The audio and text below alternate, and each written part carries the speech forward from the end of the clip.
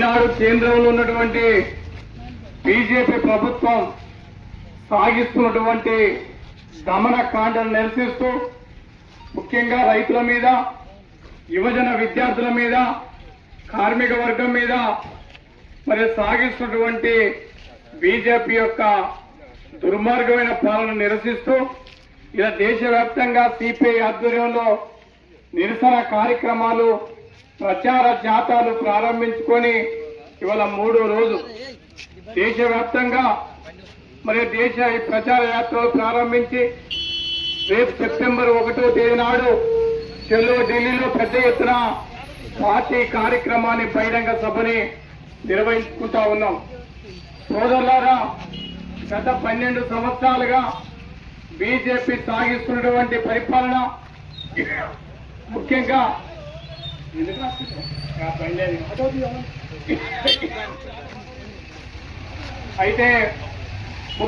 12 సంవత్సరాల పరిపాలన అధికారంలోకి వచ్చినాడు బీజేపీ పార్టీ ఈ దేశంలో ఉన్న యువకులకు సంవత్సరానికి 2 కోట్ల ఉద్యోగాలు ఇస్తానని, రైతులకు గిట్టుబాటు ధర కల్పిస్తానని, స్వామినాథన్ కమిషన్ అమలు చేస్తానని, అనేక రకాల పథకాలకు మరి ప్రజలకు సంక్షేమ పథకాలు అందిస్తానని చెప్పినటువంటి బీజేపీ ప్రభుత్వం ఇవాళ ఉన్న ఉద్యోగాలు మా రైతులకు కానీ, వ్యవసాయ కార్మికులకు కానీ అనేక కార్మిక చట్టాలను నిర్వీర్యం చేస్తూ పరిపాలన సాగిస్తూ ఉంది.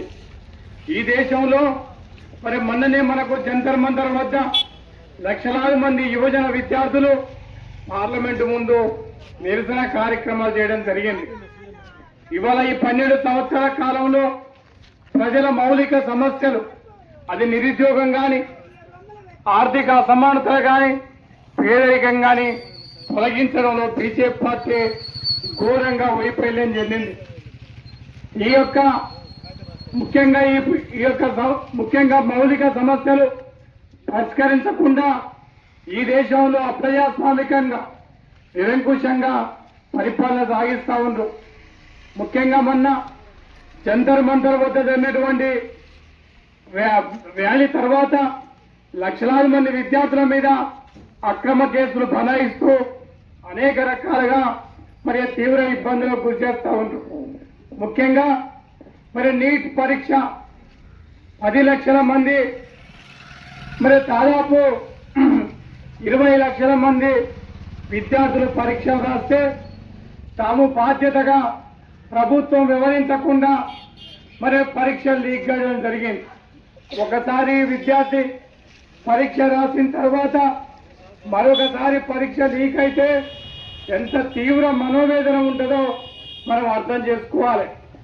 అందువల్ల ఇవాళ మరి ముఖ్యంగా ఈ నీట్ పరీక్షలో బాధ్యత వహిస్తూ కేంద్ర మంత్రి రాజీనామా చేయాలని పార్లమెంటు వద్ద పెద్ద ఎత్తున నిరసన కార్యక్రమం చేయడం జరిగింది. కానీ నరేంద్ర మోడీ నిర్దాక్షిణ్యంగా, నిరంకుశంగా వ్యవహరిస్తూ మన పిల్లల మీద, విద్యార్థుల మీద మరి లాఠీ చార్జీ ప్రయోగించి అనేక రకాల ఆడపిల్లలను కూడా చూడకుండా పార్లమెంటు సాక్షిగా అనేక అక్రమ కేసులు, తీవ్రమైనటువంటి నిర్బంధాన్ని ప్రయోగించారు. అందువల్ల సోదరులారా, ఇవాళ మార్చి మరి పార్లమెంటు ముందున్నటువంటి కార్యక్రమం తర్వాత ఇలా బీజేపీ ప్రభుత్వం ఢిల్లీలో వణుకు మొదలయ్యింది. అదేవిధంగా రైతులు, పంజాబ్ రైతులు, హర్యానా రైతులు పెద్ద ఎత్తున ఇవాళ ఢిల్లీ నగరాన్ని చుట్టుముట్టారు.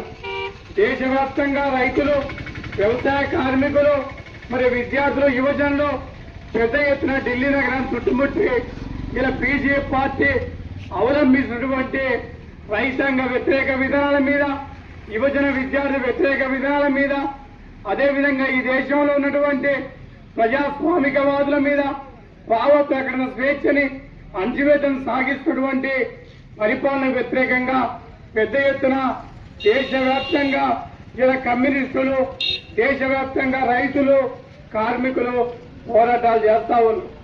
ఇలా నరేంద్ర మోడీ ప్రభుత్వం ఈ 12 సంవత్సరాల కాలంలో రైతుల ఆత్మహత్యలు జరుగుతూ ఉన్నాయి. ఇలా రైతులకు గిట్టుబాటు ధర లేదు.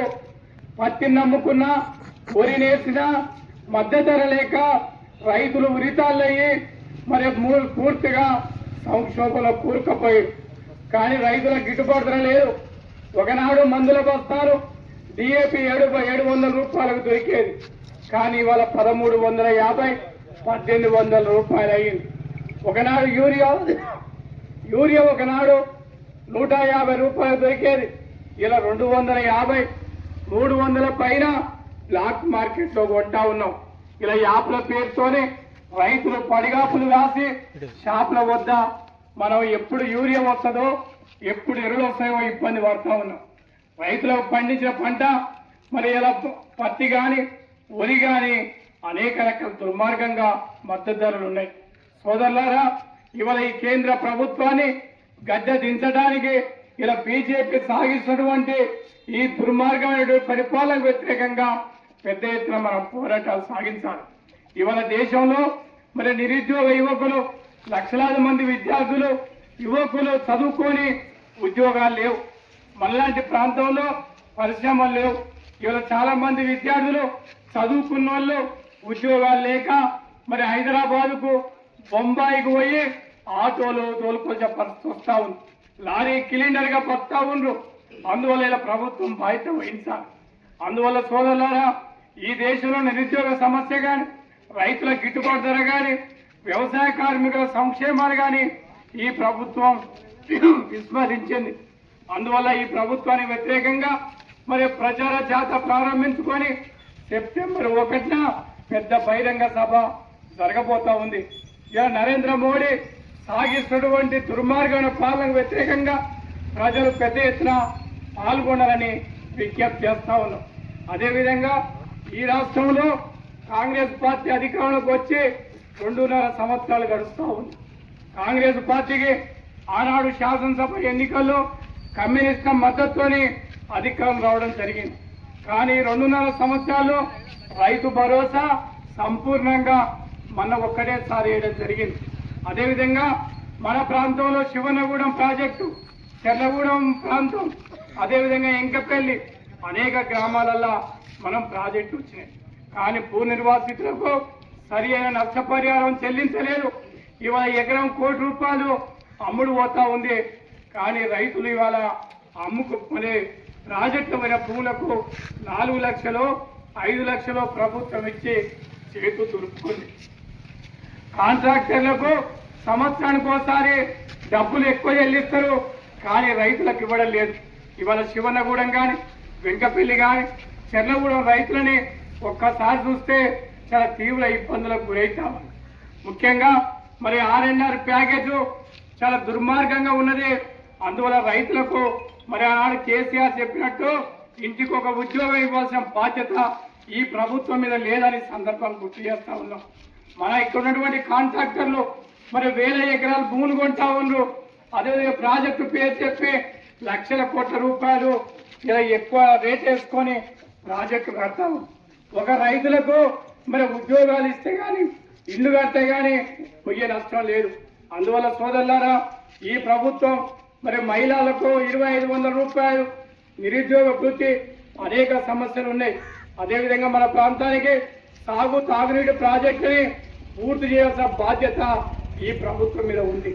ఈ ప్రభుత్వం ఇవాళ ఈ 2.5 సంవత్సరాల కాలంలో మరి ముఖ్యంగా మరి మొత్తం కూడా కుంభకోణాలు వస్తూ ఉన్నాయి. హైదరాబాద్ చుట్టుపక్కల ప్రాంతాలలో భూదందాలు చేస్తూ మంత్రులు కాలం తీస్తా ఉన్నారు. అందువల్ల సోదరులారా, కమ్యూనిస్టు పార్టీ మరి ఏ పక్షంగా శాసనసభ ఎన్నికల్లో మరి ఎన్నికలలో అవగాహన ఉన్నా కూడా ప్రజల తరఫున పోరాటం చేస్తాం. ఈ 100 సంవత్సరాల కాలంలో కమ్యూనిస్టుల త్యాగాలు మరి అన్యాయం అనేక రకాలు ఉన్నాయి. ఈ శివనగూడెం గడ్డ అంటే ఒకనాడు భూస్వాములకు వ్యతిరేకంగా, దొరలకు వ్యతిరేకంగా ఎర్ర జెండా పార్టీ పెద్ద ఎత్తున పోరాటం సాగించింది. కామ్రేడ్ మేఘాల రావులు కావచ్చు, కొరాజ్పల్లి ఎర్రజాల రావులు కావచ్చు, అదేవిధంగా మోహన్ రెడ్డి కావచ్చు, చలపతిరావు కావచ్చు, అనేక మంది ఎర్ర జెండా పార్టీ ఆనాడు భుజ స్కంధాల మీద వేసుకొని పేద వర్గాల కోసం, యాదవుల కోసం, బడుగు బలహీన గీత కార్మికుల కోసం, దళిత వర్గాల కోసం నిలబడ్డ జెండా ఎర్ర జెండా పార్టీ. ఇవాళ వస్తున్నటువంటి నాయకులు శతకోటీశ్వర్లు, డబ్బు సంస్థలతో వచ్చి ప్రజలని సంతల్లో పశువుల లెక్కన గొర్రెలు మేకలు లెక్కన మేము కొనుగోలు చేసి ఓట్లు వేయించుకుంటున్నటువంటి కాలం. అందువల్ల ఈ వ్యవస్థకు వ్యతిరేకంగా మనం పోరాటాలు సాగించాలి. ఎర్రజెండా పార్టీ ముఖ్యంగా తాత్కాలికంగా మరి ఇబ్బందులు పడ్డా కూడా, చట్టసభలో బలహీనంగా ఉన్నా కూడా ప్రజల పక్షంగా నిలబడేది కమ్యూనిస్ట్ పార్టీ.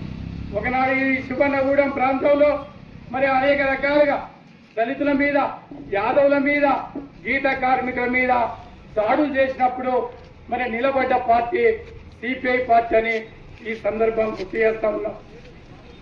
ఈ గ్రామంలో భూస్వాములు మరి కర్కటగా వివరించినప్పుడు కాపాడారా నిలబడ్డది ఎర్రజెండా పార్టీ అని ఈ సందర్భం గుర్తు చేస్తా ఉన్నాం. ఈ శివన్నగూడెం కొలాసిపల్లి త్యాగాలు ఈ గడ్డ మీద అనేక పోరాటాలు జరిగాయి. ఇటువంటి వారసత్వాన్ని నిలబెట్టుకుందాం. ముఖ్యంగా భూస్వాములకు వ్యతిరేకంగా మరి అదేవిధంగా పెత్తందారులకు వ్యతిరేకంగా సాగిన పోరాటంలో అమరుడైనటువంటి కమ్యూనిస్టు నాయకులని స్మరించుకుందాం. ముందుకు పోదాం. కడ వరకు ఎర్రజెండా పార్టీకి నిలబడదాం. ఇవాళ అనేక మంది పార్టీలు అధికారం ఏ పార్టీ ఉంటే ఆ పార్టీలో పోతున్నటువంటి కాలం. కానీ కమ్యూనిస్టులు నలుగురున్నా, ముగ్గురున్నా, ఐదురున్నా, ఏ ఇబ్బందులు వచ్చినా ఇళ్లల్లో కాలం వేసుకొని తిన్నా కూడా ఎర్రజెండా కోసం నిలబడుతున్నటువంటి కమ్యూనిస్టు పార్టీ కార్యకర్తలకు నేను హృదయపూర్వకంగా అభినందన తెలియజేస్తా ఉన్నాను. మనం చూసాం మునుగోడు ఉప ఎన్నికలో పశువులు ఎక్కడ కొనుగోలు చేశారు. కానీ ఎర్రజెండా బిడ్డ ఒక్కసారి ఎర్రజెండా వేసుకుందంటే, మరి ఎర్రంగి వేసుకుందంటే మరి అనేక మంది ఎన్ని ఇబ్బందులు వచ్చినా కూడా ఎర్రజెండా పార్టీ కోసం నిలబడ్డారు. అందువల్ల ఇవాళ మరి బూర్జువా పార్టీలు సాగిస్తున్నటువంటి ఈ డబ్బుల రాజకీయాల్ని ఓడించాలని సందర్భాన్ని చూస్తూ ఉన్నాం. అదేవిధంగా శివన్నగూడెంలో మరి అనేక మంది మరి ముఖ్యంగా కావల్ రావుతో పాటు కామ్రేడు మన